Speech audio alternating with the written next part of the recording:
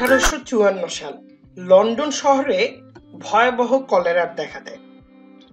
একজন ব্রিটিশ গবেষক যার নাম ছিল সোহো, তিনি লক্ষ্য করলেন কিছু পানির পাম্পের আশেপাশে কলেরা রোগের প্রাদুর্ভাব সবচেয়ে বেশি এবং সোহো পরবর্তীতে নিশ্চিত হলেন, হ্যাঁ, এই পানির পাম্প থেকে আসলে কলেরা রোগ ছড়াচ্ছে। সোহো আসলে কিভাবে নিশ্চিত হয়েছিলেন?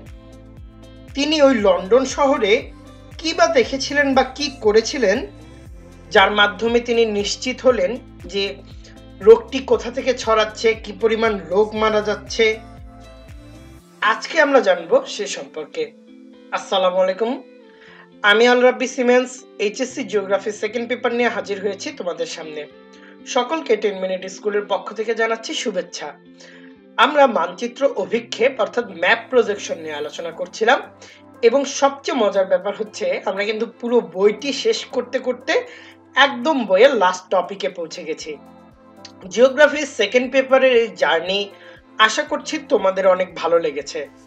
কমেন্ট সেকশনে জানাবে পুরো প্লেলিস্টটি আসলে তোমরা কিভাবে দেখেছো, আমাদের কোথায় উন্নতি করা প্রয়োজন, আরো কিভাবে বোঝালে তোমাদের জন্য আরো সুবিধা হতো, কোনো ধরনের প্রশ্ন থাকলে সেগুলো আমাদের জানাবে। যাই হোক, বিদায় বেলার কথা আগেই বলছি, তার আগে বন্ধুরা দেখে নিই আজকে আমাদের টপিক কি। আজকে আমরা আলোচনা করব জিআইএস নিয়ে। জিআইএস অনেকের কাছেই লাগে এটি আসলে কি, জিপিএস জিএস কি এক? সেটি যে এক না, সেটি কিন্তু তোমরা এসএসসি তে জেনেছো, কিন্তু জিএস সম্পর্কে সেখানে পূর্ণ কোনো ধারণা ছিল না। আজকে আমরা জিএস সম্পর্কে একটি ধারণা নিতে চেষ্টা করব। তো চলো বন্ধুরা, আজকে জিএস কি সেটি সম্পর্কে জানবো, কিভাবে কাজ করে সেটি সম্পর্কে জানবো, আমি নিজে কিভাবে জিএস শিখেছি সেটি তোমাদের জানাবো, জিএস এ তৈরি করা আমার কিছু ম্যাপ তোমাদের দেখাবো। তাহলে চলো শুরু করা যাক। প্রথমতেই যদি বলি তাহলে জিআইএস এর ইতিহাসটি আসলে সেই পানির পাম্প বা কলেরা মৃত্যুর ইতিহাস দিয়ে আসলে বলতে হয়। তো সোহো যখন, যে গল্পটি দিয়ে শুরু করছিলাম, সোহো যখন দেখলেন যে পানির পাম্পগুলোর আশেপাশে কলেরা রোগীর সংখ্যা সবচেয়ে বেশি, তিনি তখন এই পানির পাম্পগুলোর আশপাশ থেকে কলেরা রোগের প্রভাবটি বেশি নিশ্চিত হওয়ার পর ওই এলাকার পানির পাম্প, তার চারপাশে কি ধরনের লোক, কত লোক বাস করে, কতজনের মধ্যে কলেরা ছড়াচ্ছে, কতজন মানুষ মারা যাচ্ছে, এগুলোর উপর তথ্য সংগ্রহ শুরু করেন এবং পরবর্তীতে সেই তথ্যের ভিত্তিতে তিনি একটি মানচিত্র তৈরি করেন, একটি মানচিত্র উপস্থাপন করেন। এর ফলে কোন কোন এলাকাগুলোতে জিআইএস এর প্রকোপ বেশি সেটি তোমরা দেখতে পাচ্ছ, যে কলেরা মৃত্যুর সংখ্যা কোন কোন এলাকাগুলোতে বেশি, পানির পাম্পের কোন কোন এলাকাগুলো আক্রান্ত হয়েছে। সোহো কিন্তু একটি দারুণ আবিষ্কার করে ফেললেন, মানে দারুণ একটি পদ্ধতি তিনি তৈরি করে ফেললেন এবং এতে বিশেষজ্ঞরা বুঝলো যে আসলে কি করা উচিত, কোন জায়গায় আসলে স্টেপটি নেওয়া উচিত, কোন জায়গাটিকে সুরক্ষিত রাখা উচিত। তো জিআইএস এর শুরুটি আসলে হয় এভাবেই। অনেকে সোহোর এই স্থানিক অস্থানিক, এটিও বলবো স্থানিক অস্থানিক কি, এই উপাত্ত মানচিত্রের মাধ্যমে যে উপস্থাপন তিনি করেছেন, এর মাধ্যমে জিআইএস এর সূচনা বলে মনে করেন। সোহোর এই চিন্তা চেতনাকে পরবর্তীতে আমরা দেখি 1960 সালে এটি আরো ডেভেলপড হয়। তো সোহোর এই সূচনা থেকে পরবর্তীতে আমরা 1960 সালে যখন পৌঁছাই, সেই 1854 সালের প্রায় 100 বছর পর আমরা দেখতে পারি আরো অনেকেই জিআইএস নিয়ে কাজ করছেন, অনেক ধরনের কাজ হচ্ছে জিআইএস নিয়ে। তখন আসলে আমরা জিআইএস এর এখনকার যে রূপ, আধুনিক যে রূপ, সেটির সূচনা করি। কিন্তু সোহোর হাত ধরে অনেকে বলেন এই জিআইএস এর উৎপত্তি ঘটেছিল বা জিআইএস মেথডের ধারণাটি পৃথিবীতে পরিচিত পেয়েছিল। তো বন্ধুরা, জিআইএস এর ইতিহাস তো জানলাম, এখন একটু আমরা আরো অন্যান্য আলোচনায় আসি। জিআইএস কি? তো জিআইএস হচ্ছে পূর্ণরূপ যদি আমি বলি, জিওগ্রাফিক্যাল ইনফরমেশন সিস্টেম।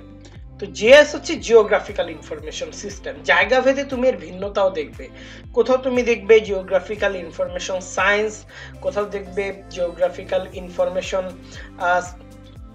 সার্ভিস, এই ধরনের অনেক পার্থক্য থাকে। তবে জিওগ্রাফিক্যাল ইনফরমেশন সিস্টেম নামেই এটি অধিকতর গ্রহণযোগ্য কিংবা পুরো পৃথিবীতে প্রচলিত। একে যদি আমরা বাংলায় রূপ লাভ করি তাহলে দাঁড়াবে ভৌগোলিক তথ্য পদ্ধতি। তথ্য সংরক্ষণ এবং বিশ্লেষণের ব্যবস্থা। যেমন তোমরা পাশে একটি চিত্র দেখতে পাচ্ছ, সেখানে একটি রিয়েল ওয়ার্ল্ড দেখতে পাচ্ছ, যেখানে তোমার কিছু ডাটা থাকবে, তোমার কিছু সার্ভে কন্ট্রোল থাকবে। দেখো এখানে ওয়াটার ফিচার রয়েছে, সেটি আলাদাভাবে বসবে, এর যে বাউন্ডারি গুলো ছিল সেটি আলাদাভাবে বসবে, তারপর একে একে অ্যাড্রেসের ডাটাগুলো বসবে, ট্রান্সপোর্টেশন সিস্টেম কিভাবে কানেক্টেড সেটি বসবে, এর কোথায় এলিভেশন রয়েছে, কোথায় ভেজিটেশন রয়েছে সেগুলো সম্পর্কে আমরা জানবো, এর একটি ইমেজারি ভিউ পাবো। অর্থাৎ এই ধরনের নানা তথ্যের ভিত্তিতে আমরা রিয়েল ওয়ার্ল্ডকে জিআইএস ওয়ার্ল্ড মডেলে উপস্থাপন করে থাকি। তো জিএস হচ্ছে একটি কম্পিউটার সফটওয়্যার, এটিও তোমাদের দেখাবো সফটওয়্যারের ভিতরের রূপটি, যাকে কম্পিউটারের ক্ষেত্রে আমরা দেখি যে জিওগ্রাফিক্যাল ইনফরমেশন গুলো থাকে, এগুলো মানচিত্রের মাধ্যমে এই ইনফরমেশন গুলোকে সংরক্ষণ করা হয়, উন্নয়ন করা হয়, সেগুলোকে প্রদর্শন করা হয়, কিংবা সেগুলো থেকে আমরা কোনো কিছু অবজার্ভ করার চেষ্টা করি, কিংবা ভবিষ্যতে কোন দিকে যেতে পারে সেই মানচিত্রের যেটি উপাত্তগুলো যেটি দেখানোর চেষ্টা করা হচ্ছে সেটি সম্পর্কে আমরা কিছু অনুমান করতে পারি। যদি সেটি আমাদের পরিকল্পনা গ্রহণের থাকে, আমরা সুনির্দিষ্ট পরিকল্পনার ক্ষেত্রে গ্রহণ করতে পারি। এভাবে ভৌগোলিক অবস্থান নির্ভর বিভিন্ন অবজারভেশন করে সেগুলোকে আমরা এক্সপ্লেইন করতে পারি, অ্যানালাইসিস করতে পারি। তো সোহোর কথা বলতে গিয়ে 1960-এর দশকের কথা এনেছিলাম। তো 1960-এর দশকের শেষ ভাগে কম্পিউটার ভিত্তিক কিন্তু এই ভৌগোলিক তথ্য প্রযুক্তির কার্যক্রমটি আমরা চালু হতে দেখি। অর্থাৎ কম্পিউটারাইজ যে মানে জিওগ্রাফিক ইনফরমেশন গুলোকে, জিও ইনফোগুলোকে কম্পিউটার ভিত্তিক বা কম্পিউটারাইজড করে দেখানোর যে প্রবণতা সেটি চালু হয়। প্রধানত উত্তর আমেরিকার এর প্রথম বিকাশটি ঘটে থাকে। ধীরে ধীরে তা পরবর্তীতে উন্নত যে বিশ্বে সেখানে এই মেথডটি বেশ জনপ্রিয়তা লাভ করে। তো এর প্রথম পর্যায়টি আমরা দেখতে পাই 1960 থেকে 73 পর্যন্ত। এই সময় বিচ্ছিন্নভাবে ভৌগোলিক তথ্য পদ্ধতির বা জিআইএস এর বিকাশ সাধনটি আমরা দেখতে পারি। এটি আসলে খুব কম্প্যাক্ট ছিল না, একজন হয়তো এই এক জায়গায় কাজ করছিল, আরেকজন হয়তো আরেক জায়গায়। তো বিকাশ সাধন কিংবা পরবর্তীতে ওই সময়টিতে এই আর্জেন্সিটি ক্রিয়েট হয়, কিংবা এই ফিলিংসটি ক্রিয়েট হয় যে এই জিনিসটির আমাদের প্রয়োজন রয়েছে, এই জিনিসটিকে উন্নত করতে হবে। এটি একদম প্রাথমিক অবস্থা। দ্বিতীয় পর্যায়ের ক্ষেত্রে আমরা দেখে থাকি 1974 থেকে 1981, এটিকে দ্বিতীয় পর্যায় হিসেবে উপস্থাপন করা হয়, কেননা জাতীয় বিভিন্ন সংস্থা সমূহে বিভিন্ন রিসার্চের কাজে আমরা এর যে আউটকামটি সেটি পেতে শুরু করি, এবং পরবর্তীতে এটির আমরা অ্যাপ্লিকেশনটি দেখে থাকি, বিভিন্ন জায়গায় এটিকে প্রয়োগ করতে দেখি। পরবর্তীতে আমরা যেটি পাই যে জিএস কি, সেটি 1982 থেকে 1989 সাল পর্যন্ত জিএস এর তৃতীয় পর্যায় ছিল, যেটিকে বলা হয় বাণিজ্যিক যুগ। তো এই পর্যায়ে জিএস এর আসলে বিশাল ডেভেলপটি আমরা দেখে থাকি, এবং বর্তমানে আমরা দেখে থাকি এটি চতুর্থ পর্যায়ে। এর সুবিধাদি আমরা সাধারণ ব্যবহারকারীরা সহজেই আসলে অনুধাবন করতে পারছি। তো আমরা দেখে থাকি যে জিআইএস এর ক্ষেত্রে, জিআইএস যদি বলি তাহলে তো এই যে পদ্ধতিটি জিআইএস এর প্রচার ও প্রসারে অক্লান্ত পরিশ্রম এবং অবদানের জন্য রজার টমিলসনকে জিআইএস এর জনক বা ফাদার অফ জিআইএস বলা হয়। কেননা 1963 সালে রজার টমিলসন কানাডা সরকারের সাহায্যে পেট্রোনাইজের ফলে দেখা যায় কানাডা জিওগ্রাফিক ইনফরমেশন সিস্টেম কিংবা সিজিআইএস গড়ে তোলেন। এর পরবর্তীতে 1964 সালে কানাডায় সর্বপ্রথম জিআইএস কৌশলের যে আধুনিক ব্যবহার সেটি শুরু হয়। টমিলসন পরবর্তীতে নানা জায়গায় বিভিন্ন মানুষের সাথে কর্মরত হয়ে ভূমি জরিপ কিংবা পরিসংখ্যান পত্রে অসংখ্য তথ্য কিন্তু কম্পিউটারে ইনপুট দিয়ে সেটি মানচিত্রের মাধ্যমে দেখানোর চেষ্টা করেন। তো এই যে কম্পিউটারে মানচিত্র অঙ্কনের যে ড্রাম স্ক্যানার, একটি স্ক্যানার রয়েছে, এটি পরবর্তীতে তিনি প্রকাশ করেন, যার জন্য এই অবদানের জন্য তাকে ফাদার অফ জিআইএস বলে আঁকা হয়। কেননা অন্যান্য অনেক ক্ষেত্রে যখন আমরা দেখি আমাদের ডাটাগুলোকে আসলে এলোমেলো ভাবে দেখলে আমাদের মধ্যে কিন্তু কোনো ধরনের ধারণা আসে না। ধরো আমি দেখার চেষ্টা করলাম যে এটি হচ্ছে বাংলাদেশের ম্যাপ, একটু যদি আঁকার চেষ্টা করি, ধরো এটি বাংলাদেশের ম্যাপ এবং দেখার চেষ্টা করলাম যে 10 মিনিট স্কুলে বাংলাদেশের কোন কোন অংশ থেকে সর্বাধিক স্টুডেন্ট আমরা পাই বা অংশগ্রহণ করে প্রতিটি ক্লাসে। তো এমন যদি একটি চার্ট আমরা বানাই এবং সেখানে যদি সবার নাম ওঠে, আমরা কিন্তু বুঝতে পারবো না বা কতটুকুই আর বুঝতে পারবো। হয়তো সেখানে ঢাকা থেকে সবচেয়ে বেশি, চট্টগ্রাম থেকে সবচেয়ে বেশি, কিন্তু হয়তো রাঙামাটি অঞ্চলে কম কিংবা পঞ্চগড় অঞ্চলে হয়তো কম। কিন্তু ধরো আমরা যদি দেখি যে ঢাকার ঘনত্বটি এখানে বেশি, চট্টগ্রামে খুব একটি ঘনত্ব নেই, রাঙামাটিতে খুব একটি নয়, কিন্তু আবার চিটাগংয়ে ঘনত্ব বেশি, সিলেটে ঘনত্ব বেশি, তখন আমরা বুঝতে পারবো আচ্ছা এই এই অঞ্চলগুলোতে ঘনত্ব কম, এই অঞ্চলগুলোতে কম, আবার এই অঞ্চলে বেশি, এই অঞ্চলটিতে বেশি। তো এইভাবে কিন্তু জিএস আমাদের সামনে যে কোনো ডাটাকে আসলে সহজেই তুলে ধরতে পারে। তো এখন যেটা নিয়ে কথা বলবো যে জিআইএস এর তথ্য ভৌগোলিক মানে পদ্ধতির উদ্ভাবন আসলে যেটি। তো জিআইএস কে যদি আমরা বলি তাহলে এই তথ্য পদ্ধতির উদ্ভাবনে যদি বলা হয় তাহলে দেখা যায় হার্ডওয়্যার, বিশ্লেষক এবং সফটওয়্যার এবং উপাত্ত, এই চারটি জিনিসের মাধ্যমে আসলে জিআইএস দেখা যায় তার কাজটি করে থাকে। সেটি কিভাবে? ধরো আমরা যদি দেখি, যেমন এখানে রয়েছে যে আমরা এই রিয়েল ওয়ার্ল্ড, দেখো এখানে বেশ কিছু ভাগে আমরা এগুলোকে ভাগ হতে দেখছি। কোথাও আমরা এলিভেশন দেখছি, কোথাও ল্যান্ড ইউসেজ দেখছি, কোথাও পার্সেলস, স্ট্রিটস, কাস্টমার দেখছি।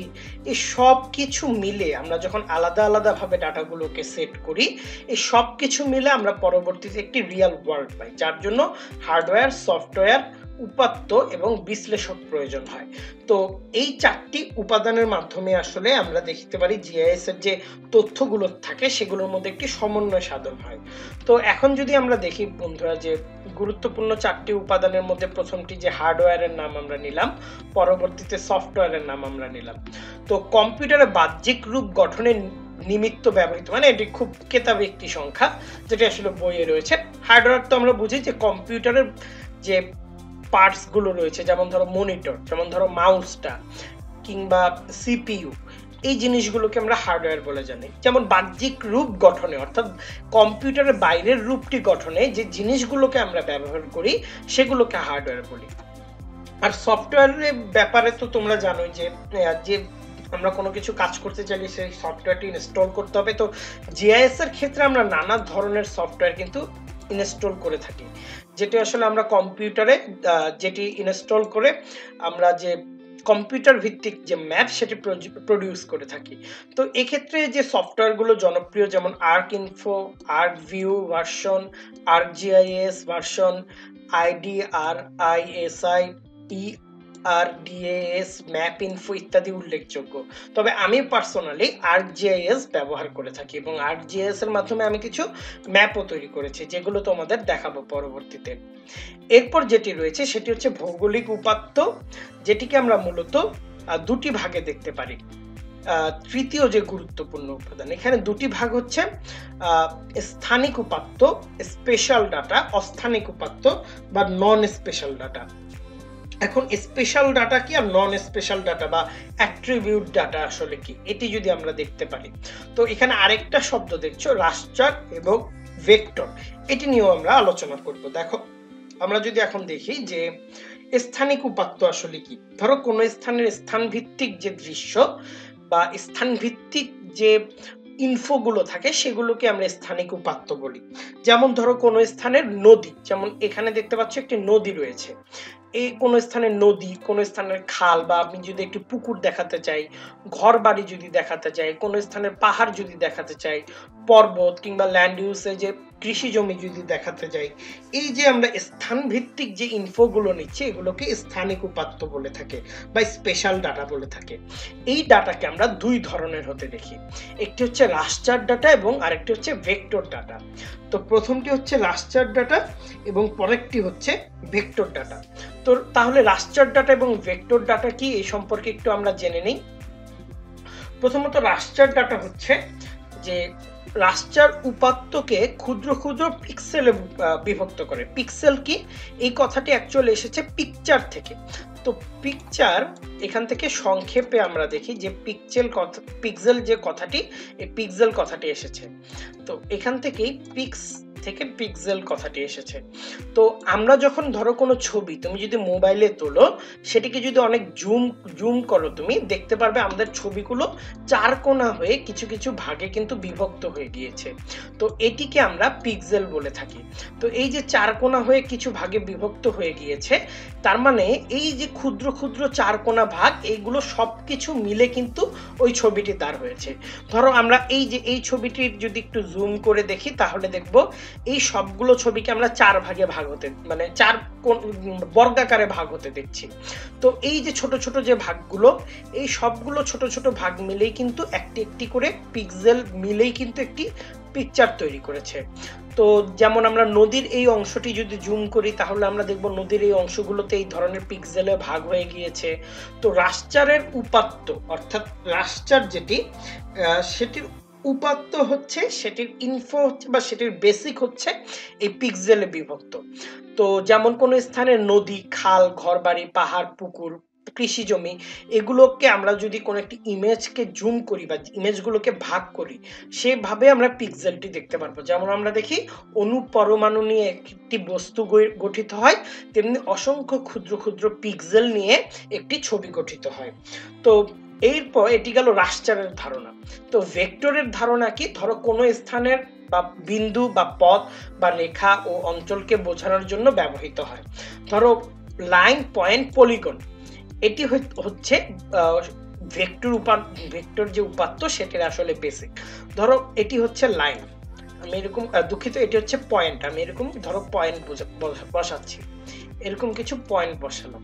তো এই পয়েন্টগুলোকে যখন আমি আবার কানেক্ট করব, দেখো এটি কিন্তু লাইনে রূপান্তরিত হলো।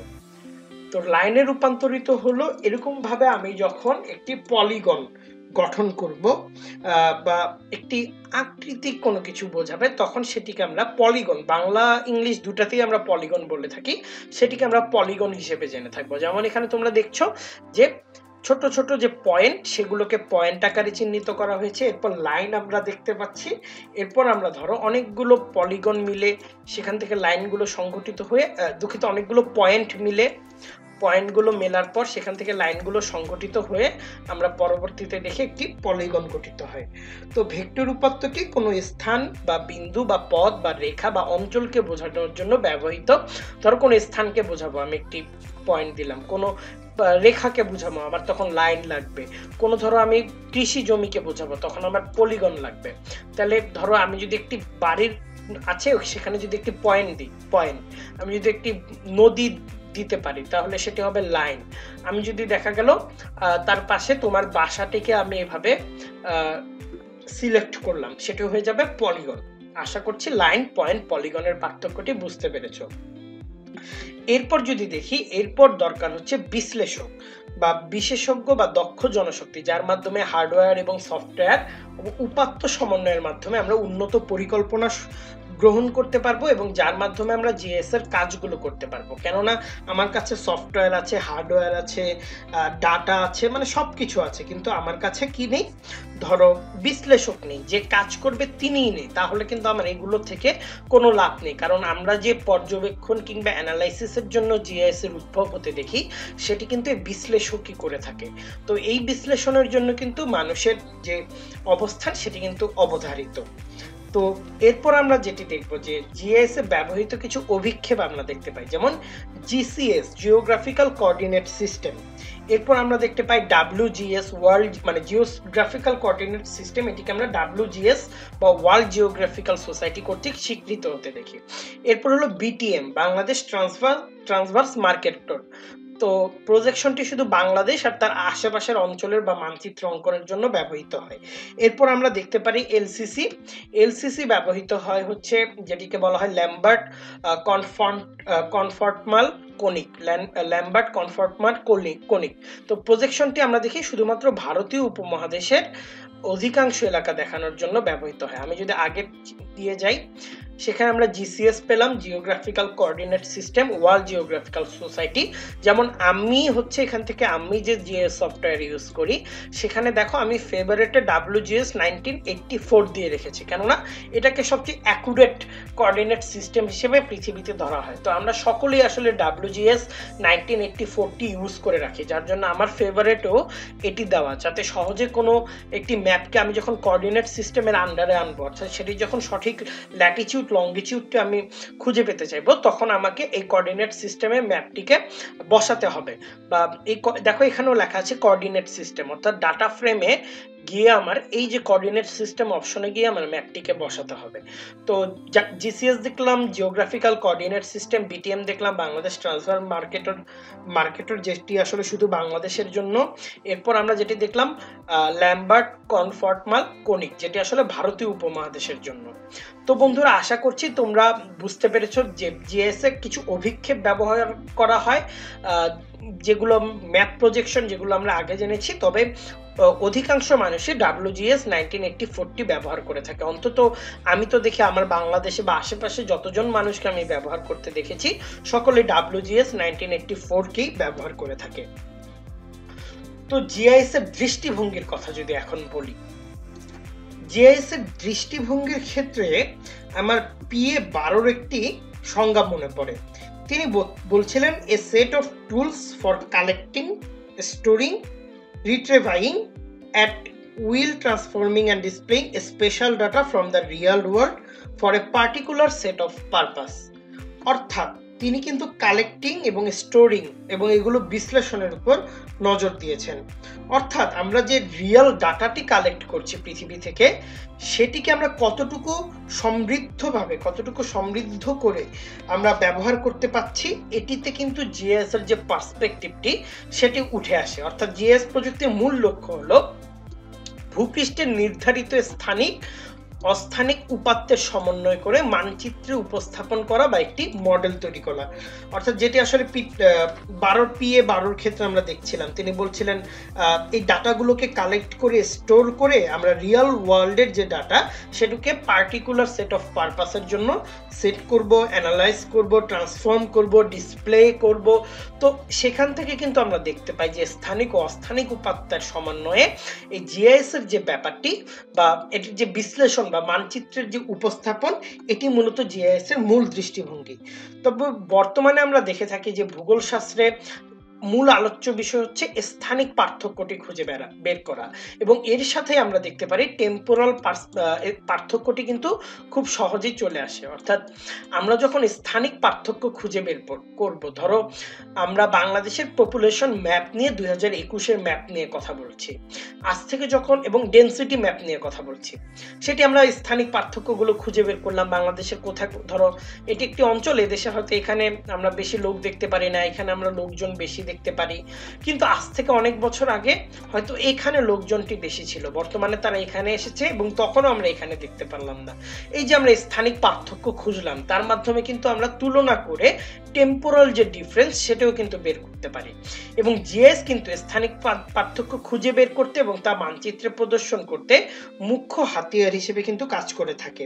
ধরো কোনো এলাকার যদি স্পেশাল কোনো ডিস্ট্রিবিউশন যদি একজন জিওগ্রাফারের চোখে দৃষ্টিগোচর, মানে একজন জিওগ্রাফারের কাছে দৃষ্টিগোচর হয়, তিনি সেটি যেভাবে উপস্থাপন করবেন, যেভাবে উত্থাপন করবেন, তো তিনি জিএস প্রযুক্তির মাধ্যমে যে সফটওয়্যারগুলো রয়েছে সেগুলো ব্যবহার করে কিন্তু তিনি তার দৃষ্টিগোচর হওয়া বিষয়টিকে একটি ম্যাপের মাধ্যমে সকলের সামনে তুলে ধরতে পারেন। এবং জিএস সফটওয়্যার ব্যবহার করে সেই ডেটাগুলো দিয়ে একটি জিএস ডাটাবেস গড়ে তোলে, সেটি তিনি স্টোর করতে পারেন, পরবর্তীতে সেটি তিনি চেঞ্জ করতে পারেন। এই চেঞ্জ এবং স্টোরের সাথে সাথে কিন্তু টেম্পোরাল যে অ্যানালাইসিস সেটাও কিন্তু আমাদের সাইমালটেনিয়াসলি চলে আসে। এরপর যদি আমরা আলাপ করি যে জিআইএস এর প্রয়োজনীয়তাটা আসলে কি, তো জিআইএস এর প্রয়োজনীয়তার ক্ষেত্রে প্রথমে আসে কৃষির উন্নয়ন ও ভূমি ব্যবস্থাপনা। অর্থাৎ তুমি যদি দেখো যে সুষ্ঠু ভূমি ব্যবস্থাপনা বা পরিকল্পিত ভূমির জন্য একটি দেশের কিন্তু প্ল্যানিং এর দরকার পড়ে। যদি সে চায় যে কোন অঞ্চলে তার কৃষি উন্নয়নটি করা দরকার, এক্ষেত্রে কিন্তু স্থান ভিত্তিক বিশ্লেষণের প্রয়োজন পড়ে। কেননা ধরো এটি একটি দেশ ধরে নাও, তো এই এই দেশের এখানকার এক ধরনের মাটি আমরা দেখলাম, এখানে আরেক ধরনের মাটি আমরা দেখলাম, এখানে আরেক ধরনের মাটি। আচ্ছা, আমি যদি বাংলাদেশেরই একটি ম্যাপ এঁকে ফেলি, তো তোমরা একটু আমার সাথে সাথে আঁকো। খুব একটি ভালো ম্যাপ আমি আঁকি না, ধরো তোমরা একটু আমার সাথে সাথে আঁকো। ধরো এই যে বাংলাদেশের একটি ম্যাপ, আমরা এখন কৃষির উন্নয়নে কি করব, যে আমরা এই অঞ্চলের ভূমির যে মৃত্তিকা সেটি কি ধরনের দেখলাম, বা ভূপ্রকৃতি কি ধরনের, এইখানে কি ধরনের ভূপ্রকৃতি রয়েছে, এই অংশটিতে কি ধরনের ভূপ্রকৃতি রয়েছে আমরা দেখার চেষ্টা করলাম, এবং দেখে বুঝলাম এই পাহাড়ি ঢালু জমিতে সিলেটে আমরা ধান চাষ করতে পারবো না, যার ফলে আমরা কোন কোন এলাকাগুলো ধানের জন্য বেছে নিতে পারি সেটি আমরা চিহ্নিত করতে পারি। কিংবা এই অংশে যে আমাদের ধান চাষ করব, দক্ষিণবঙ্গের স্যালানিটির পরিমাণের জন্য আমরা আলাদা ম্যাপ করতে পারি, যে সেই অংশে আসলে কোন কোন জায়গায় স্যালানিটি বৃদ্ধি পাচ্ছে। ধরো এই অংশে আমরা স্যালানিটি প্রবল দেখলাম, তো আমরা লবণাক্ততা সহিষ্ণু যে ধান সেগুলো আসলে কোন কোন অংশে লাগাতে হবে, কোন কোন অংশে চাষ করতে হবে, সেগুলো সম্পর্কে কিন্তু আমরা জানতে পারি। এতে এক, আমাদের স্যালানিটি কোন অঞ্চলে বেশি না কম, কোন ভূমিতে পিএইচ এর পরিমাণ কত, কোন এলাকায় আমরা খরা দেখতে পাই, কোন এলাকায় আমরা জলবদ্ধতা দেখতে পাই। এভাবে বাংলাদেশের পুরো ল্যান্ড ম্যানেজমেন্টের যে বিশ্লেষণ সেটি কিন্তু আমরা একটি সফটওয়্যারের মাধ্যমে করে থাকতে পারবো, যদি আমাদের কাছে উপাত্ত থাকে। অর্থাৎ ভূমি কি কাজে ব্যবহৃত হচ্ছে, ভূমিকে কি কাজে ব্যবহার করা যাবে, কিংবা পূর্বে কোন কাজে ব্যবহৃত হয়েছিল, এখন সেটির অবস্থা কি, ডিস্ট্রিবিউশনটি কি, টেম্পোরাল প্যাটার্নটি আসলে কিভাবে চেঞ্জ হয়েছে। এমন নানাভাবে আমরা দেখি কৃষি উন্নয়ন এবং ভূমি ব্যবস্থাপনায় জিএস এর অবদান রয়েছে। এরপর যদি দেখি বনজ সম্পদ মন্ত্রণালয়, বা দুঃখিত, বনজ সম্পদ ব্যবস্থাপনায়, অর্থাৎ বনভূমির প্রকারভেদে, অর্থাৎ বাংলাদেশের কোন অংশে আমরা যদি দেখি যে সবুজ রং দিয়ে, এই অংশে আমরা বনভূমির পরিমাণ বেশি দেখি, এই অংশে আমরা কিছু দেখতে পারি, এই অংশে সুন্দরবন দেখতে পারি, এই অংশে বৃহত্তর রংপুর দিনাজপুরে কিছু দেখতে পারি, আর কিছু দেখতে পারি না, বা আর কোথাও দেখতে পারি না। তো পাহাড়ি বন কোথায়, ম্যানগ্রোভ বনভূমি কোথায়, তো এগুলো আসলে কিভাবে, একটি বনভূমিতে আগুন লাগলে আসলে আমাদের কোন জায়গা থেকে প্রবেশ করা উচিত, কিংবা কোনো প্রাকৃতিক দুর্যোগ হলে সেই বনভূমির যে গহীন পথ সেখানে আসলে আমাদের কিভাবে কাজ করা উচিত, কোন রাস্তাটি ব্যবহার করা উচিত, কিংবা সেখানে ছবি তোলার মাধ্যমে সেই বনভূমি আগে কতটুকু ছিল এখন কি পরিমাণে রয়েছে, কতটুকু ধ্বংস হয়েছে, কতটুকু কমেছে। যেমন আমরা দ্বিতীয় বর্ষের একটি রিপোর্টে করেছিলাম যে রোহিঙ্গা ক্যাম্প স্থাপনের ক্ষেত্রে ওই অংশে ভেজিটেশনের পরিমাণ আসলে কিভাবে কমেছে, আমরা সেটি জিআইএস এর মাধ্যমে দেখিয়েছিলাম আমাদের শিক্ষকদের। তো এই যে বিভিন্ন অনুধাবন, বিভিন্ন অ্যানালাইসিস মূলক কাজ বন সম্পদ ব্যবস্থাপনায়, সেটিও কিন্তু আমরা জিআইএস এর মাধ্যমে করতে পারি। এরপর যেটি রয়েছে সেটি হচ্ছে ভূতত্ত্ববিদ ও খনিজ সম্পদ ব্যবস্থাপনায়, অর্থাৎ ভূত্বকের আস্তরণ বা স্তরায়ন, খনিজের অবস্থান কোথায় রয়েছে, বাংলাদেশে কোন কোন অঞ্চলে আমরা চুনা পাথর পেতে পারি, কোন কোন অংশে আমরা খনিজ তেল পেতে পারি, কোন কোন অংশে আমরা প্রাকৃতিক গ্যাস পেতে পারি। এই যে এই জিনিসগুলো জানতে হলে, কিংবা ওই অনুযায়ী নকশা তৈরি করতে হলে, মানচিত্র তৈরি করতে হলে, বা যদি কোনো এক্ষেত্রে প্রাকৃতিক দুর্যোগ ঘটে থাকে, অর্থাৎ কোনো অংশে ল্যান্ডস্লাইড হলো, কোন কোন অংশে ল্যান্ডস্লাইড হয়, এই সব কিছু বিবেচনায় কিন্তু আমরা দেখা যায় ভূমিকম্প অধ্যুষিত এলাকা বা কোন অংশগুলোতে আমাদের যে গ্যাস ফিল্ডের অ্যাগ্লোমারেশন বেশি হয়েছে, সেখান থেকে আমাদের আসলে রাস্তাঘাট কোন দিকে নিয়ে যেতে হবে, বা এই অঞ্চলে হয়তো আম ভালো জন্মে, এই অঞ্চল থেকে আমের ডিস্ট্রিবিউশন প্যাটার্নটি বাংলাদেশে কোথায় কোথায় যায়। তো এইভাবে কিন্তু আমরা ভূতত্ত্ববিদরা নিজেদের খনিজ ব্যবস্থাপনায়, বনজ সম্পদ ব্যবস্থাপনায়, কৃষি উন্নয়নে কিন্তু জিআইএস এর ব্যবহারটি করে থাকে। এরপর রয়েছে নগর অঞ্চল ব্যবস্থাপনায়, অর্থাৎ বর্তমানে কিন্তু আমরা আরবান প্ল্যানিং এর গুরুত্ব সকলেই দেখতে পাচ্ছি। তোমরা ঢাকা শহরের নাম শুনলেই দেখবে আনপ্ল্যান্ড এরিয়া, মাঝে মাঝে কথা হয় এখানে আমরা কি করব, কিভাবে প্ল্যানিং এরিয়া গড়ে তোলা যায়। তোমরা মোহাম্মদপুরে যদি দেখতে পারো তাহলে সেখানে দেখবে যে অনেকটা চেকবোর্ড প্যাটার্নের সেটেলমেন্ট দেখা যায়, যেটি আসলে খুব প্ল্যানিং করে করা। তো নগর অঞ্চল পরিকল্পনায় কোথায় বাড়ি হবে, কোথায় পানি নিষ্কাশন ব্যবস্থা হবে, কোথায় আমরা একটি স্কুল রাখবো যেটি সকলের জন্য সুবিধা হবে, কোথায় আমরা একটি খেলার মাঠ রাখবো, ধরো আমরা এই ধরনের একটি নগরের পরিকল্পনা করছি।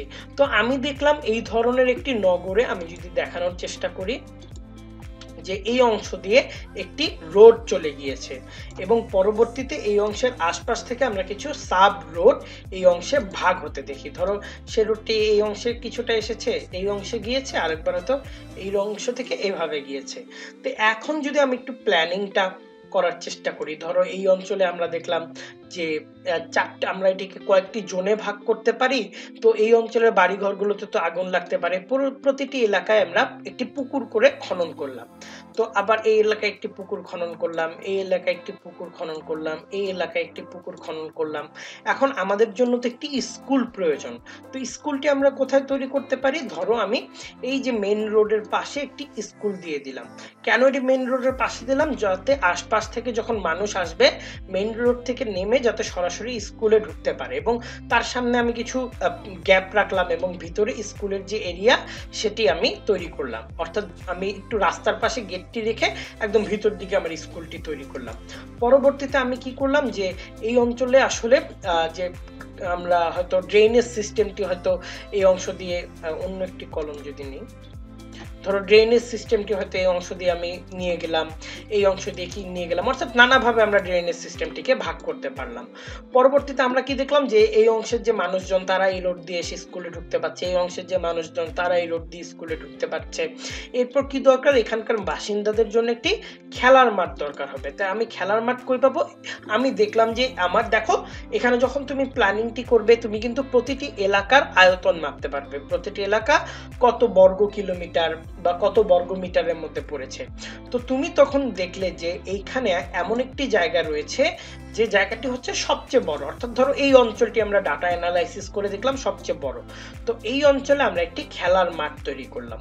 তো খেলার মাঠ তৈরি হওয়ার ফলে কি হলো, এই অঞ্চলের যে অধিক, যেহেতু এই অঞ্চলটি বড়, অন্য অঞ্চলে আমরা যে মানুষজন আসাটা এই অঞ্চলে সহজ হবে, যার ফলে এখানে মেইন রোডের পাশে একটি বা আরেকটু ভিতরের দিকে আরেকটি খেলার মাঠ তৈরি হলো। তো স্কুল থেকে বাচ্চাদের একটি খেলার মাঠে আমরা রাস্তা করে দিলাম, কিংবা প্রতিটি অংশ থেকে যাতে মানুষ সহজে আসতে পারে, এভাবে বিভিন্ন রাস্তা দেখা গেল আমরা এই অংশ থেকে আরেকটি অংশে কানেক্ট করে দিলাম। তখন কি হবে, এই যে রাস্তাগুলো আমরা দেখতে পাচ্ছি এই রাস্তাগুলো দিয়ে তারা তখন প্রতিটি জায়গার সাথে আমরা ছোট ছোট ভাবে কানেক্টেড হতে দেখব। ধরো এইভাবে আমরা এই যে চেসবোর্ড প্যাটার্ন বলেছিলাম, এইভাবে একটি সেটেলমেন্ট আমরা গড়ে দিলাম। ধরো এইখানেও আমরা গড়ে দিলাম এই ধরনের একটি সেটেলমেন্ট। তখন কি হবে, যে আমরা প্রতিটি রাস্তার সাথে প্রতিটা রাস্তার যে কানেকশন সেটি দেখতে পারবো। অর্থাৎ কেউ যদি, আমি দেখি যে একটি বাচ্চা যে স্কুলে এসে এই অংশে হারিয়ে গিয়েছে, সে যখন এই অংশটি ফলো করতে করতে, আমি যদি অন্য রং দিয়ে দেখাই, সে যদি এই অংশে হারিয়ে যায়, তো সে যদি তখন এই একটি রোডেও যায়, এই একটি রোডে গিয়েও যদি সে দেখে, ধরো আমি আরেকটি যদি রাস্তা একটু ক্লিয়ার করে দিই, এভাবে তৈরি করে দিই, দেখা যাবে সে যদি এই রোডটিতে গিয়ে দেখে সেই রোডটিতে হারিয়ে গিয়েছে, তখন কিন্তু সে এখান থেকে সোজাসুজি তার মেইন রোড দেখতে পাচ্ছে। হয়তো কোনো একটি বাচ্চা এখানে বা অপরিচিত কোনো একটি মানুষ হারিয়ে গিয়েছে, সে এখান থেকে তার মেইন রোডটি দেখতে পাচ্ছে। আবার ধরো এইভাবে কিন্তু প্রতিটি রোডের সাথে আমরা মেইন রোডের একটি লিঙ্ক আপ দেখছি, সাব যে মেইন রোড রয়েছে সেগুলোর একটি লিঙ্ক আপ দেখছি। এভাবে আমরা একটি আরবান প্ল্যানিং করতে পারি। তারপর এখানে কোথায় কোথায় জনসংখ্যার ঘনত্ব বেশি সেগুলো বিশ্লেষণে এলে আমরা চাইলাম এখানে আসলে অনেক মানুষ, জনসংখ্যার ঘনত্ব বেশি, এই জায়গাটিতে হয়তো জনসংখ্যা একটু মানুষজন কম আছে, এই অংশে হয়তো আমরা খেলার মাঠে স্থাপন করার মাধ্যমে এটিকে জনবহুলও করতে পারি, নিরাপত্তা জনিত একটি ব্যবস্থাও থাকবে। কেননা যে অঞ্চলগুলোতে আমরা দেখি মানুষ কম যায় সেই অঞ্চলগুলোতে কিন্তু নিরাপত্তা ঝুঁকি থেকে থাকে। তো এভাবে আমরা বিভিন্ন নগর অঞ্চল পরিকল্পনায় কিন্তু আমরা বিভিন্ন প্ল্যানিং করতে পারি। তো এর ফলে আমাদের নগরের নকশা তৈরি বা জমির প্লট নির্ধারণ, কোন জমির কোন মালিকানা ক্যাডাস্ট্রাল ম্যাপের সাহায্যে আমরা দেখতে পারি, বা ময়লা ফেলার স্থান কোথায় হবে, পানি নিষ্কাশন ব্যবস্থা কোথায় হবে, খাজনা কোথা থেকে আদায় করা হবে, একটি হাসপাতাল থাকলে তা কোন অংশে স্থাপন করলে মানুষের জন্য সবচেয়ে কার্যকরী হবে। ধরো তুমি একদম এই দূরে একটি হাসপাতাল বানিয়ে দিলে, কিন্তু তুমি দেখো এখান থেকে এখানে মানুষের যেতে আসলে কত সময় লাগবে। তো এমন একটি জায়গায় হাসপাতাল তৈরি করতে হবে যেটি আসলে মানুষের ঘরের কাছাকাছি। ধরো আমি এই অঞ্চলটিতে হাসপাতাল তৈরি করলাম, যাতে একজন স্কুল থেকে একজন বাচ্চা অসুস্থ হলো সে তাড়াতাড়ি হাসপাতালটিতে যেতে পারলো, খেলার মাঠে কেউ অসুস্থ হলো সে তাড়াতাড়ি হাসপাতালটিতে যেতে পারলো। অর্থাৎ আমরা এর ধরনের স্পেশাল যে পার্থক্য সেগুলো কিন্তু বা প্যাটার্ন গুলো মানে অবজার্ভ করে সেগুলো এক্সপ্লেন করে এই ধরনের একটি পরিকল্পনা সাজাতে পারি। এরপর যে ব্যাপারটি আমরা দেখব সেটি হচ্ছে গ্রামীণ উন্নয়নে, অর্থাৎ গ্রামীণ উন্নয়নের পরিকল্পনায় কিন্তু গ্রামের রাস্তাঘাট কি হবে, কৃষি জমি বা বসতি কি, ব্যবসা বাণিজ্য কি হবে, এর কেন্দ্রটি কোথায় হবে, এটি কিন্তু চিহ্নিত করে আমরা কৌশল উপযোগী করে তুলতে পারি। তো গ্রামাঞ্চলে আমরা বিভিন্ন জায়গায় শিল্পের কাঁচামাল, খাদ্যশস্য, শাকসবজি, ফলমূল ইত্যাদি দ্রব্য সংরক্ষণ আহরণের জন্য কিন্তু বিভিন্ন স্পট দেখে থাকি, হাট বাজার দেখে থাকি, বা সেখানে আমাদের অনেক স্কুল নির্মাণের প্রয়োজন পড়ে, অনেক মাদ্রাসা তৈরির প্রয়োজন পড়ে, হাসপাতাল বা সাইক্লোন সেন্টার তৈরির প্রয়োজন পড়ে। এগুলো কোথায় বসালে আসলে সবচেয়ে উপযোগী হবে সেই গ্রামের জন্য, আমরা কিন্তু এটি ম্যাপিং এর মাধ্যমে বা জিএস তৈরি ম্যাপের মাধ্যমে দেখে সহজে বিশ্লেষণ করতে পারবো। দুর্যোগ ব্যবস্থাপনা, অর্থাৎ বন্যা, সাইক্লোন, জলবদ্ধতা, ভূমিকম্প, সুনামি হলে বা দুর্যোগের মাত্রা কোথায় বেশি হচ্ছে, কিংবা আমরা অনেক ওয়েদার ম্যাপগুলোতে দেখে থাকি যে এখন দেখতে পারি যে আমরা ধরো একটি ঘূর্ণিঝড় সৃষ্টি হচ্ছে, সেটি আসলে কোন অঞ্চল দিয়ে প্রবেশ করছে, সেই অঞ্চলে যথাযথ ব্যবস্থা নেওয়া, কিংবা কোনো একটি অঞ্চল হয়তো ক্ষতিগ্রস্ত হয়েছে, আমাদের কাছে যদি একটি ডিটেইল রোড প্ল্যান থাকে সেই অঞ্চলের, তাহলে সেই ক্ষতিগ্রস্ত মানুষগুলোর কাছে আমরা কিভাবে পৌঁছাতে পারবো সবচেয়ে কম সময়ে, কিংবা জানমালের ক্ষয়ক্ষতির পরিমাণ কিভাবে কমাতে পারবো, কিংবা একটি ম্যাপ অঙ্কন করে আমরা দেখলাম যে কোন অঞ্চলে আমরা সবচেয়ে বেশি ক্ষয়ক্ষতির শিকার হয়েছি, কোন অঞ্চলে অর্থনৈতিক ক্ষতিটি বেশি হয়েছে, কোন অঞ্চলের ক্ষতিটিকে আমাদের প্রাধান্য দিয়ে আমাদের রেসপন্স বেশি করা উচিত, আরো বেশি বেশি কাজ করা উচিত। এই সব কিছু বিবেচনায় কিন্তু জিআইএস একটি গুরুত্বপূর্ণ ভূমিকা পালন করে দুর্যোগ ব্যবস্থাপনায়। এরপর পানি সম্পদ ব্যবস্থাপনায়, ধরো পানি সম্পদ ব্যবস্থাপনায় যেমন বাংলাদেশের সিজিআইএস, ওয়ারপো, বিডব্লিউডিবি ইত্যাদি প্রতিষ্ঠান কিন্তু পানি ব্যবস্থাপনা কিংবা মডেলিং নিয়ে কাজ করে। তো পানির অবস্থান কোথায় কেমন, গুণগত মান কোথায় কেমন, কোথায় আর্সেনিকের পরিমাণটি, ধরো একটি এলাকা কোথায় কোথায় আর্সেনিকের পরিমাণটি বেড়েছে, বা কোথায় কোথায় আর্সেনিকের পরিমাণ কম, কোথায় আমরা নলকূপ স্থাপন করলে সেখানকার গ্রামের মানুষদের জন্য সবচেয়ে সুবিধা হয়, সেক্ষেত্রে আর্সেনিক মুক্ত এলাকা কি, কিংবা বৃষ্টির পানি যে প্রবাহিত হয়ে যাচ্ছে এটির একটি নকশা তৈরি করা, কিংবা সেই স্থানে কি আমরা সরকারি কোনো দীর্ঘমেয়াদী বিল্ডিং স্থাপন করব যে স্থানটি আসলে বৃষ্টির পানিতে সহজে ক্ষয়প্রাপ্ত হয়। এভাবে পানি সম্পদ ব্যবস্থাপনায় বিভিন্ন ডিসিশন তৈরিতে, ভূগর্ভস্থ পানির মডেল তৈরিতে, জলাবদ্ধ এলাকা চিহ্নিতকরণে, এই ধরনের বিভিন্ন কাজে কিন্তু জিআইএস এর ব্যবহারের কথা বলে শেষ করা যাবে না। তো সামরিক ক্ষেত্রে অর্থাৎ মিলিটারি ক্ষেত্রে কিন্তু জিআইএস এর ব্যবহারটি আমরা দেখে থাকি। ধরো বর্তমান যুগে সামরিক ক্ষেত্রে জিআইএস কিন্তু অধিক গ্রহণযোগ্য কৌশল হিসেবে বিবেচিত করা হয়। ধরো ম্যাপিং এর মাধ্যমে আমরা দেখতে পারি যে আমাদের শত্রুপক্ষরা এই অঞ্চল থেকে আসলে আমাদের আসলে কোন অঞ্চলটিতে, ধরো এই অঞ্চলে একটি পাহাড় রয়েছে, তো আমরা যদি এই জায়গাতে অবস্থান করতে পারি, তাহলে শত্রুপক্ষকে মানে আমাদের একদিক থেকে আসলে আক্রমণ করতে পারবে। আর যদি পাহাড়গুলো না থেকে আমরা এই জায়গায় অবস্থান করতাম, তাহলে হয়তো তারা পিছন দিকে বা এই দিক থেকে বা সামনের দিক থেকে আমাদের চতুর্মুখী আক্রমণ করতে পারতো, ত্রিমুখী আক্রমণ করতে পারতো। এভাবে বিভিন্ন যুদ্ধ কৌশল নির্ধারণে, বিভিন্ন সেনা মোতায়েনে, গোলা বারুদ সংগ্রহের ক্ষেত্রে, শত্রুর গতিবিধি বা যুদ্ধকালীন শত্রুর অবস্থা, কিংবা কোন জায়গাটিতে তারা কি ধরনের প্রযুক্তি ব্যবহার করছে ইত্যাদি সকল ক্ষেত্র অ্যানালাইসিস করে কিন্তু আমরা জিআইএস এর যে প্রয়োজনীয়তা সেটি নিরূপণ করতে পারি। এরপর আমরা যেটি দেখব সেটি হচ্ছে জিআইএস এর আরো প্রয়োজনীয়তা রয়েছে, সেটি আমরা দেখতে পাই যে পরিবহন ব্যবস্থায়, অর্থাৎ পরিবহন ব্যবস্থায় শহর জনপদকে সুশৃঙ্খল করতে, কোথায় কোন অঞ্চল রয়েছে, কোথায় আমরা দেখেছিলাম যে পরিবহন অধ্যায়ে কোথায় আমরা ন্যাশনাল রোড পাই, কোথায় আমরা রিজিওনাল রোড পাই, কোথায় ব্রড গেজ রেলপথ রয়েছে, কোথায় রয়েছে মনে করো মিটার গেজ কিংবা ডুয়েল গেজ রেলপথ, বা আমরা যে মেট্রো রেল তৈরি করছি ঢাকা শহরে কোন এরিয়া থেকে নিয়ে গেলে সবচেয়ে বেশি মানুষের জন্য কার্যকর হবে, কেন এটি ঢাকা গুলিস্তান থেকে ঢাকা বিশ্ববিদ্যালয় হয়ে শাহবাগ হয়ে তারপর ফার্মগেট হয়ে তারপর আমরা দেখছি খামারবাড়ি হয়ে মিরপুর হয়ে গেল, কেন আরেকটু ডানে বা বামে আরো চাপলো না, কেন ঢাকা বিশ্ববিদ্যালয় থেকে আমরা এটিকে ধরো সায়েন্স ল্যাব হয়ে মিরপুর রোড হয়ে খামারবাড়ি পর্যন্ত নিতে দেখলাম না, শেরেবাংলা নগর পার হয়ে, ইত্যাদি বিভিন্ন প্ল্যানিং এ, বিভিন্ন অ্যানালাইসিসে আমরা দেখতে পারি কোথায় শহর হবে, কোথায় সমুদ্র বন্দর হবে, কোথায় আমরা বিমানবন্দর স্থাপন করলে সবচেয়ে সহজে যোগাযোগ করতে পারবো, ইত্যাদি নানা ধরনের বিশ্লেষণ কিন্তু জিআইএস এর মাধ্যমে করা যায়।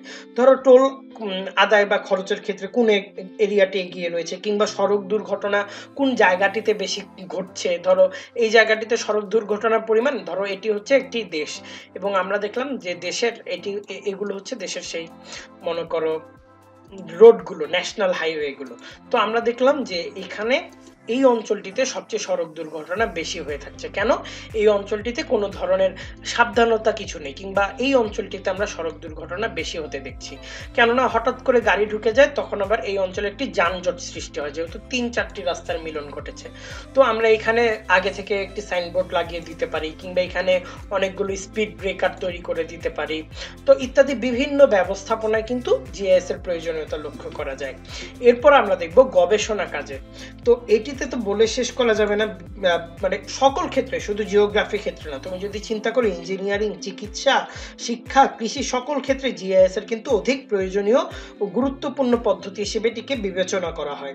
ধরো একটি কোনো অঞ্চলে কেউ কাজ করবে, সেখানকার আর্সেনিক কোন কোন এলাকায় সবচেয়ে বেশি মাত্রায় রয়েছে সেটি নিয়ে ধরো কোনো রসায়নবিদ কাজ করবে, তার কিন্তু একটি ম্যাপিং এর প্রয়োজন হবে। ধরো একজন আরবান প্ল্যানার, সে হয়তো একটি প্ল্যান তৈরি করবে, তার জন্য কিন্তু জিআইএস ম্যাপিং তাকে শিখতে হবে।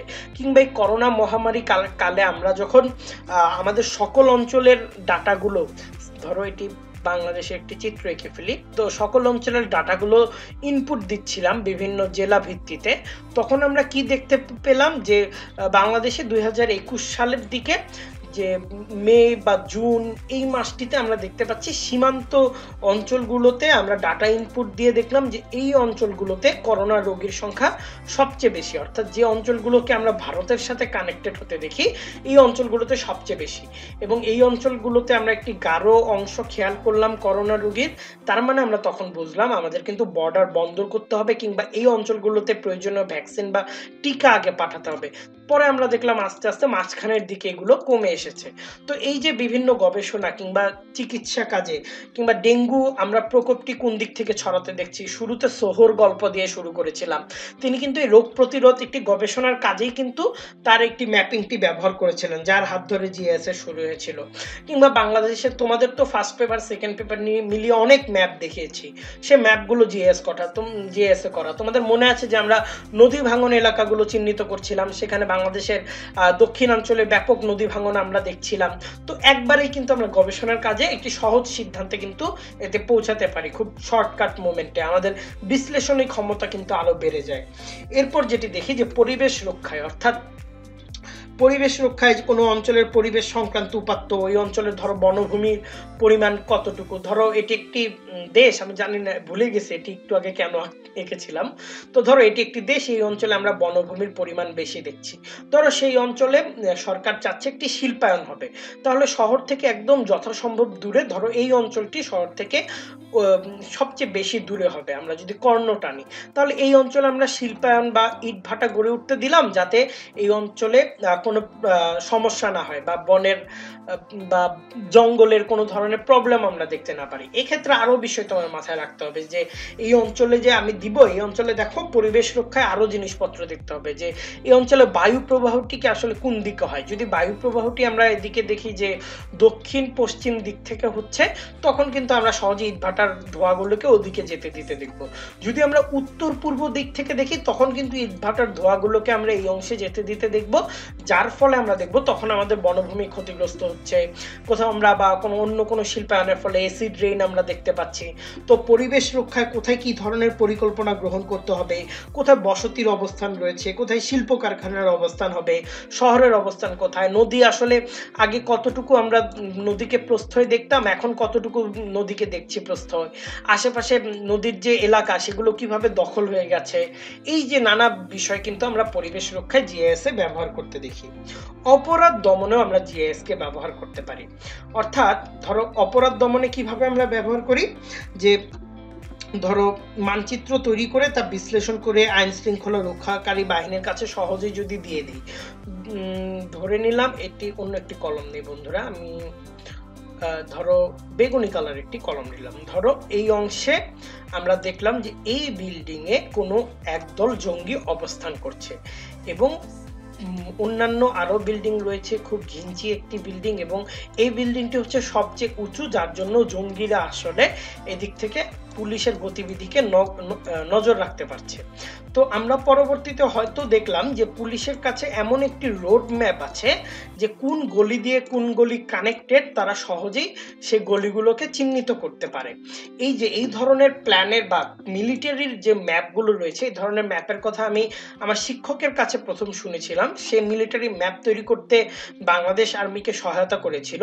তো তখন আসলে একটি বাংলাদেশের একদম ডিটেইলড এরিয়া ম্যাপ তাদের কাছে আছে, যে কোন অংশে কি পরিমাণ রাস্তা, ওই অংশে যদি কোনো একটি নাশকতা তৈরি হয়, কোনো একটি দুর্ঘটনা ঘটে কিংবা জঙ্গি অবস্থান করে, সেই জায়গাটিকে ঘিরে ফেলে, আমরা কোন রোডটি ব্যবহার করলে সবচেয়ে সুবিধা হবে, আমরা কোন পাশ দিয়ে আক্রমণ করলে তাদের বিল্ডিং এর সবচেয়ে কাছাকাছি এরিয়া যেতে পারবো, ক্ষয়ক্ষতির পরিমাণ কমবে, কিংবা জনগণকে আসলে কোন এলাকার মধ্যে সরিয়ে আনলে তাদের সাথে আমরা ভালো মতো ফাইট করতে পারবো।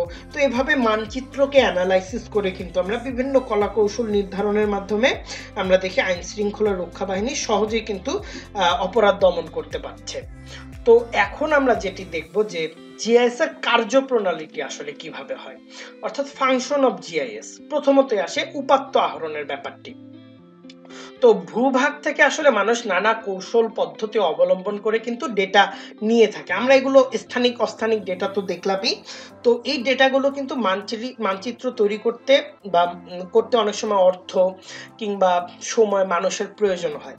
তো জিআইএস প্রযুক্তির মাধ্যমে সাংস্কৃতিক যে মানচিত্রগুলো আছে এগুলোকে স্ক্যান করে নতুন নতুন উপাত্ত সংযোগ করে কিন্তু আমাদের উপাত্ত সংগ্রহ করা সুবিধা হয়। ধরো জিআইএস প্রযুক্তির মাধ্যমে আমরা এরিয়াল ফটোগ্রাফি বা গুগল ইমেজের মাধ্যমে স্যাটেলাইট ইমেজ নিয়ে আমরা কিন্তু গুরুত্বপূর্ণ উপাত্ত পাওয়া যায়। যেমন আমি একটি কাজ করেছিলাম, আমি যদি তোমাদের একটু দেখাই সেই জায়গাটি। ধরো গুগল আর্থ প্রো স্যাটেলাইট ইমেজে আমরা দেখবো এখনই যে ধরো একটি স্থানকে আমি চিহ্নিত করে সেখান থেকে ডাটা সংগ্রহ করছি। তো আমি যদি পরবর্তীতে একটি ছবি দেখানোর চেষ্টা করি তোমাদের, তাহলে তোমরা দেখতে পারবে যে এই যে দেখো এটি হচ্ছে গুগল আর্থ প্রো, এবং সেখানে গিয়ে আমার টেকনাফ যে অঞ্চল, সেই অঞ্চলের টেকনাফ বিচের ডাটা আমি কিন্তু এখান থেকে সংগ্রহ করেছি।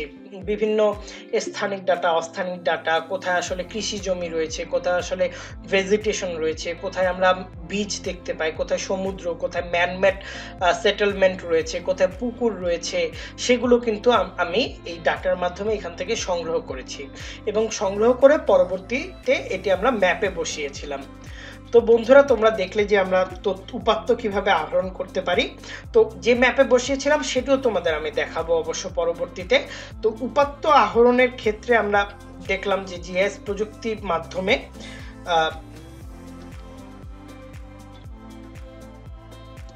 তো বিভিন্ন ভূসংস্থানিক মানচিত্র স্ক্যান করে নতুন নতুন উপাত্ত আমরা এখানে সংযোগ করতে পারি এবং তা থেকে তথ্য উপাত্ত সংগ্রহ করতে পারি। পরবর্তীতে আমরা দেখব যে উপাত্ত সংরক্ষণ ও আদান প্রদান, অর্থাৎ জিএস প্রযুক্তির মাধ্যমে আহরণকৃত উপাত্তকে কম্পিউটারে সংরক্ষণ করা হয় এবং জিএস সফটওয়্যারের মাধ্যমে উপাত্ত ভান্ডার গড়ে তোলার পরবর্তীতে বিভিন্ন চার্ট, সারণী ইত্যাদি তৈরি করে কম্পিউটারে সংরক্ষণ করা যেতে পারে বা অন্যের সাথে এটি শেয়ারও করা যেতে পারে। তো উপাত্ত সংস্করণ করতে পারি আমরা, যেখানে আমরা দেখব যে উপাত্তনগুলো রয়েছে সেগুলো আমরা পরিবর্তন করতে পারবো। ধরো আজ থেকে 3 বছর আগে ঢাকা জেলার যে ম্যাপ, সেখানে বাংলাদেশের ঢাকার জনসংখ্যাকে আমরা দেখিয়েছি। এখন ঢাকার জনসংখ্যা বেড়েছে, তো আমি অ্যাট্রিবিউট টেবিলে গিয়ে যদি সেই জনসংখ্যার ঘরটিতে সেটি যদি পরিবর্তন করে দিই, দেখবে ম্যাপটিও সহজে পরিবর্তন হয়ে গিয়েছে। এভাবে আমরা পরিবর্ধন কিংবা পরিমার্জন ইত্যাদি করতে পারি এবং উপাত্ত বিশ্লেষণ করতে পারি। অর্থাৎ উপাত্তকে আমরা বিভিন্ন ডায়াগ্রাম, ডাটাবেস, মানচিত্র টেবিল, সারণী, গ্রাফ, পাইচার্ট, ডায়াগ্রাম ইত্যাদির মাধ্যমে সেই উপাত্তগুলোকে দেখাতে পারি। যেমন পরবর্তীতে আমি একটি দেখাবো যেটির মাধ্যমে আমরা বিশ্লেষণ করেছিলাম। এবং সর্বশেষ যেটি হচ্ছে ব্যবস্থাপনা করা যায়। তো উপাত্ত উপস্থাপনা এবং ব্যবস্থাপনার ক্ষেত্রে কিন্তু আমরা দেখি যে জিএস প্রযুক্তির মাধ্যমে আমরা যে সংগ্রহ করে থাকি যে উপাত্ত, সেগুলোকে আহরণ করে সেগুলোকে ব্যবস্থাপনার মাধ্যমে আমরা সেগুলোকে উপস্থাপন করি মানুষের সামনে, বিভিন্ন ম্যাপ দিয়ে, বিভিন্ন চার্ট দিয়ে বিশ্লেষিত ফলাফল আলোচনা করি, সেটি দিক থেকে নতুন কোনো পরিকল্পনা গ্রহণ করি। এসব ক্ষেত্রে সাধারণত মানচিত্রকে অনেক আকর্ষণীয়ভাবে উপস্থাপন করা হয়। এরপর যে ব্যবস্থাপনার কথাটি বলছিলাম, অর্থাৎ উপাত্ত ব্যবস্থাপনা কিন্তু জিএস প্রযুক্তি প্রযুক্তির একটি গুরুত্বপূর্ণ কাজ।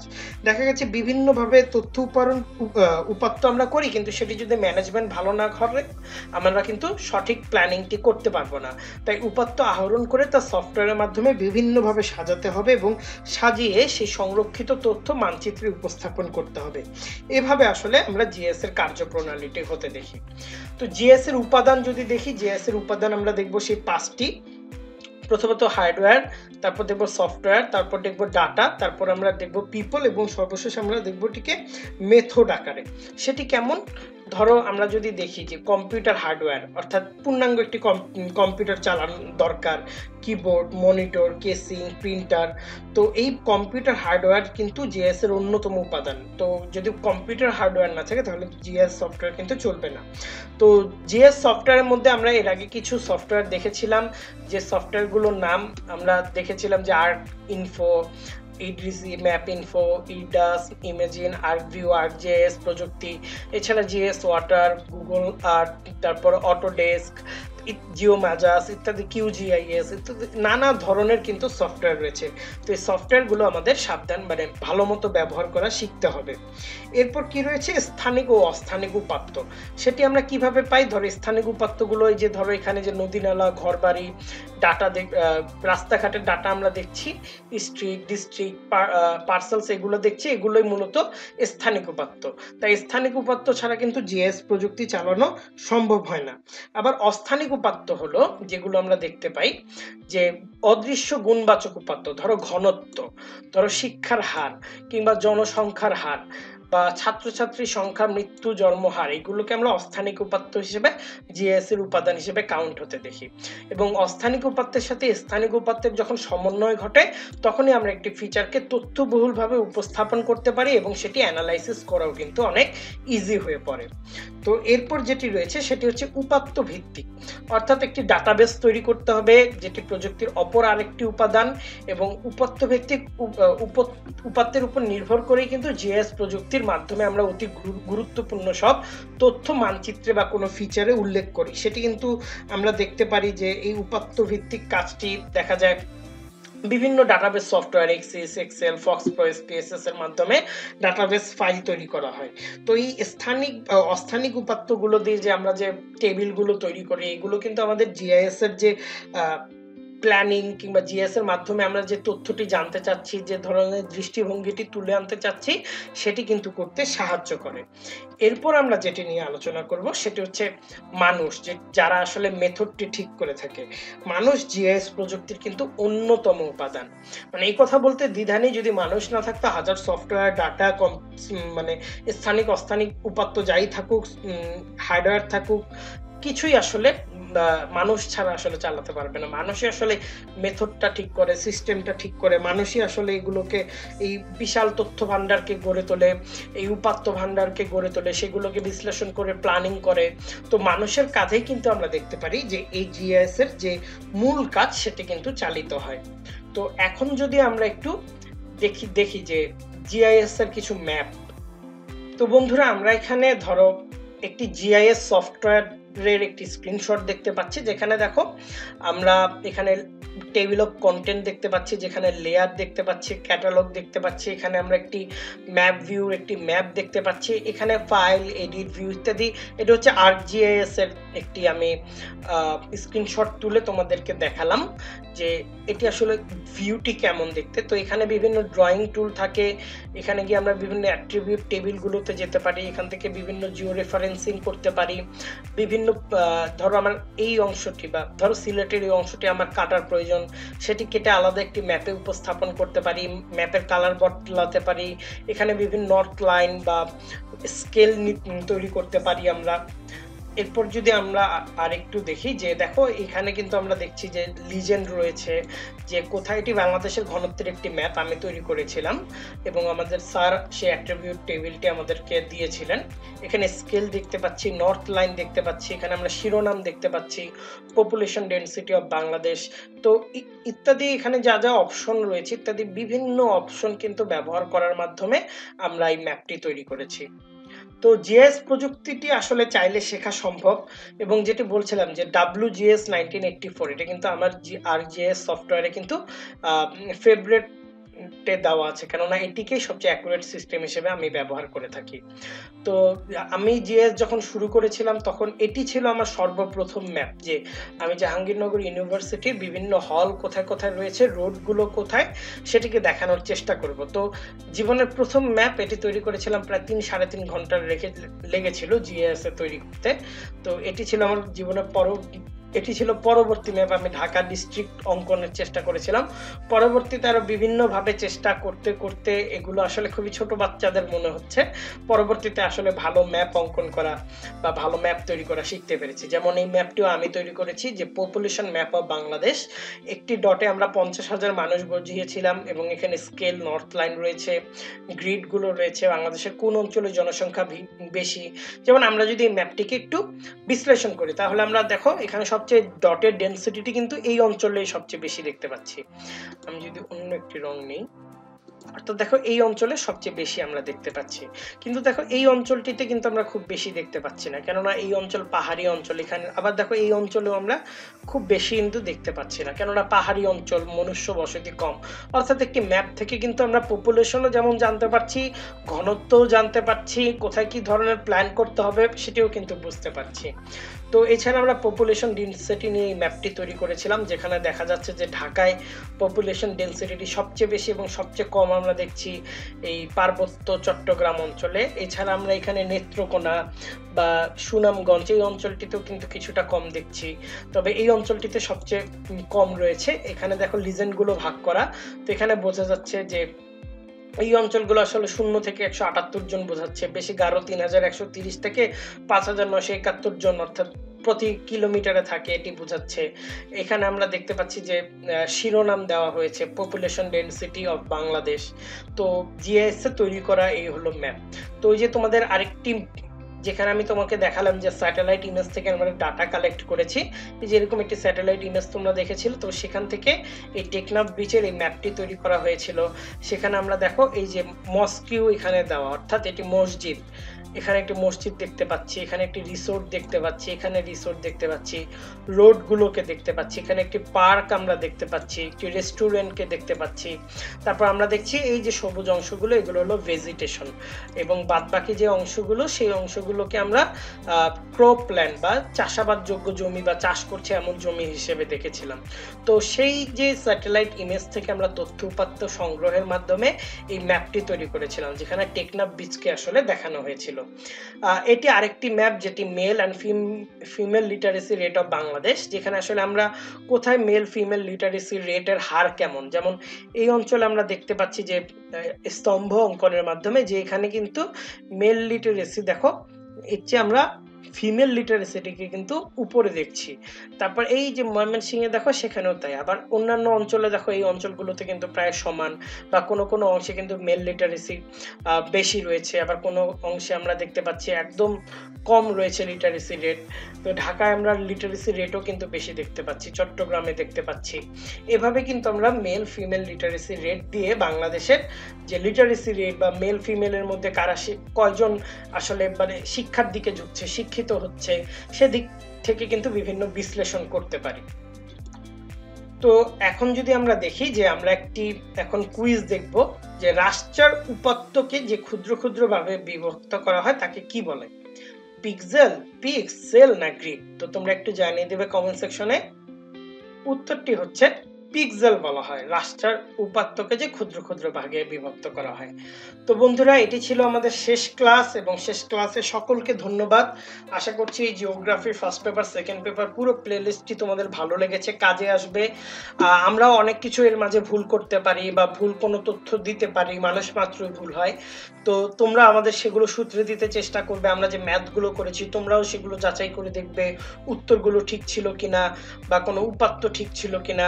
তো জিওগ্রাফি পড়ে আসলে কেমন লাগলো সেটি আমাদের জানাবে, আমরা আরো কিভাবে ভালো করতে পারি সে সম্পর্কে আমাদের জানাবে। আজকের মতো আমি আল রাব্বি সিমেন্স এখানে বিদায় নিচ্ছি 10 মিনিট স্কুলের পক্ষ থেকে। Never stop learning. আসসালামু আলাইকুম।